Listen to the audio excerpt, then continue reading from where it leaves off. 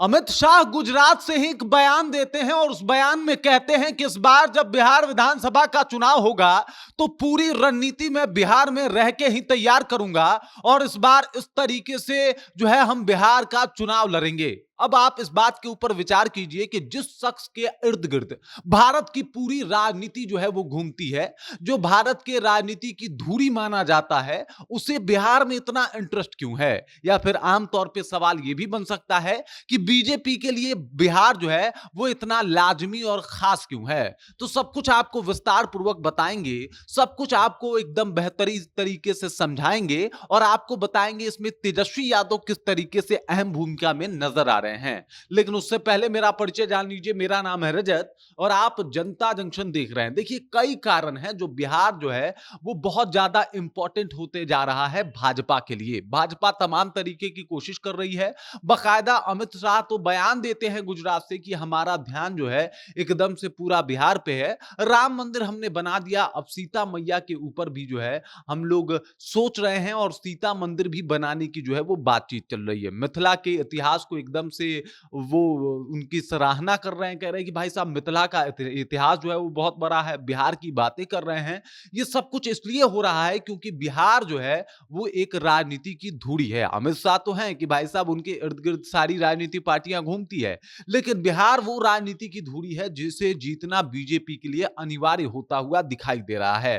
पहला कारण समझिए, जो इंडिया अलायंस हुआ था वो काम भी एक बिहार के नेता ने करके दिखाया था। वो और वो शख्स का नाम है नीतीश कुमार। यहीं पे खड़े हैं और ये इंडिया अलायंस की मीटिंग हुई थी तो तमाम लोग, तमाम शख्स जो थे वो खड़े थे।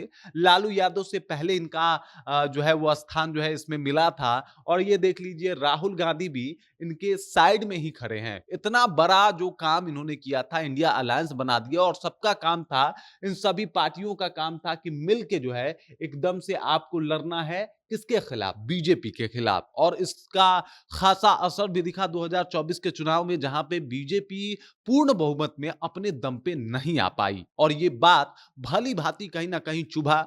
ये बिहार की एक धरा है और इसकी एक खूबसूरती है कि यहां बागी नेता पैदा होते हैं। ऐसे नेता होते हैं जो एकदम से आंखों में आंखें डाल के आपका सामना कर सकते हैं। आप देख लीजिए 2024 का लोकसभा चुनाव, जहां पे मोदी जी का हर जगह पे विरोध हो रहा था, हर तरफ जो है इनको घेरने की कोशिश की जा रही थी, लेकिन एकमात्र शख्स तेजस्वी यादव ने जो इनका हाल कर रखा था और जिस तरीके से लोकसभा चुनाव में इन्होंने अपना वर्चस्व दिखाया, जिस तरीके से वोट प्रतिशत गिरा दी, जिस तरीके से ये अपने पार्टी को और अपने पार्टी के साथ साथ अपने गठबंधन को लेके आगे बढ़े, इससे कहीं ना कहीं थोड़ी सी समस्या में नजर आए अमित शाह और नरेंद्र मोदी। उनको लगा कि भाई साहब कुछ भी हो जाए, बिहार वो उर्वरा धरती है, धरा है, जहां से ऐसे ऐसे राजनीतिकार ने जन्म लिया है जो एकदम से तख्ता पलट कर देने में माहिर हैं। तेजस्वी यादव जिस तरीके से विरोध किए, उनको लगा कि भाई साहब वही झलक जो है वो देखने को मिल रहा है।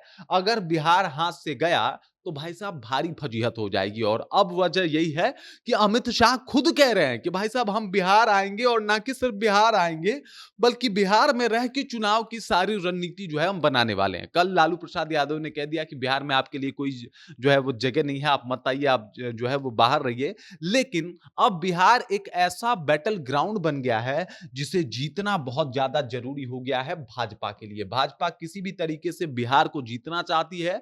वजह यह है कि यहाँ की जो राजनीति प्रक्रिया है वो बाकी राज्यों से बिल्कुल भिन्न, यहाँ के मुद्दे जो हैं वो बाकी राज्यों से बिल्कुल अलग और यहाँ की जो बातें हैं वो बाकी राज्यों से बिल्कुल धूसर, मतलब मिट्टी से जुड़ी हुई बातें होती हैं। और इसी वजह से कहीं ना कहीं जहां मिट्टी से जुड़े हुए लोग होते हैं उनका डर जो है वो थोड़ा सा बन जाता है। तेजस्वी यादव ने जो माहौल काटा वो किसी से छुपा हुआ नहीं है। तेजस्वी यादव ने जो अभी माहौल बनाया है वो भी किसी से छुपा हुआ नहीं है। आपने देखा कि भाई साहब दिल्ली में भी चुनाव था, तमाम तरीके की कोशिशें की गई, दिल्ली फिर भी देश की राजधानी है और वहां पे अमित शाह मेहनत करते हैं तो समझ में आता है। लेकिन बिहार, तो बिहार एक ऐसा राज्य है साहब जहां पे आप राजनीति सोच रहे हैं तो यहां से ही शुरुआत करना पड़ता है, क्योंकि सारे दुनिया की राजनीति यहां से होके गुजरती है। और अगर आपको बिहार जीतने आ गया तो आप हर जगह अपना फतेह का झंडा लहरा सकते हैं। इसी वजह से अमित शाह का प्रयास है कि किसी भी तरीके से बिहार जीता जाए,